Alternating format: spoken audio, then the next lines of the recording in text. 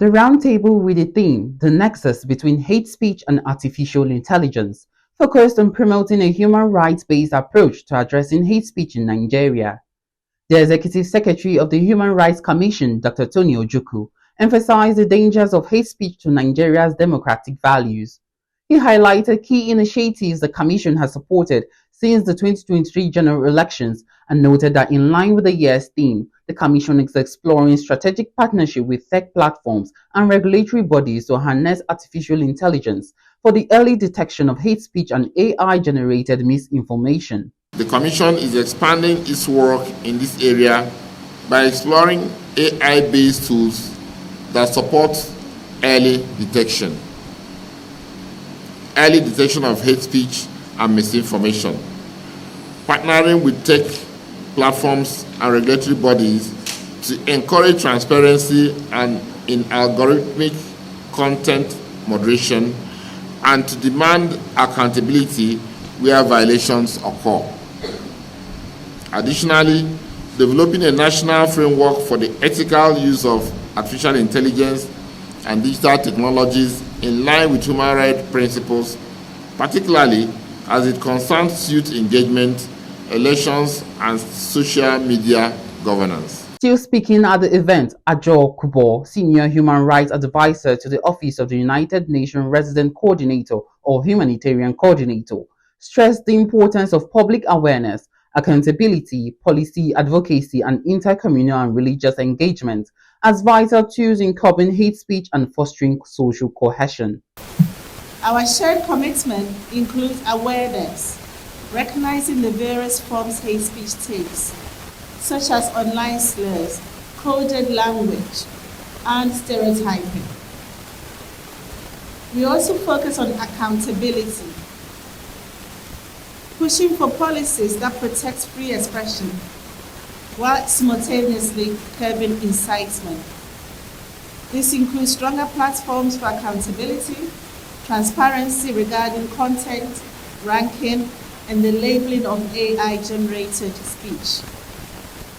We also call for action, supporting education programs and campaigns that celebrate diversity through education, advocacy, data, and digital literacy. We help foster stronger coalitions against hate. It is also vital to support community groups, traditional and religious leaders, and community leaders. They are often the first responders in crisis, working to build coalitions against all forms of hate, intolerance, and discrimination.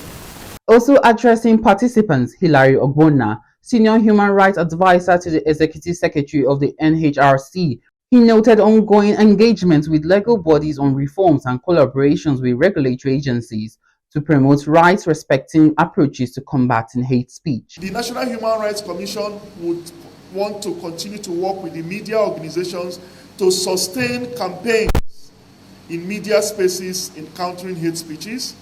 The National Human Rights Commission would further engage with legislative bodies on appropriate legal reforms, incorporating what the ES has said in his speech, the role of artificial intelligence in either promoting human rights or violating human rights. And we want to walk that very tiny rope, but our major preoccupation as an NHRI is to protect human rights. The Commission will continue to engage with regulatory and law enforcement bodies in right-based approaches to countering hate speech. As we earlier mentioned, there is a thin line between hate speech and freedom of expression. So most of the time we have also noticed that for law enforcement and regulatory bodies, including the National Broadcasting Commission, in the guise of countering hate speech, the right to freedom of expression can also be violated. And it is this thin line that is the reason why Nigeria has a National Human Rights Commission. The National Human Rights Commission reiterated its call for collective action. It urged government, media, civil society, and citizens to unite in building a society where human rights are upheld and hate speech finds no ground. In Abuja, I am Chimize Izedima for Signature TV.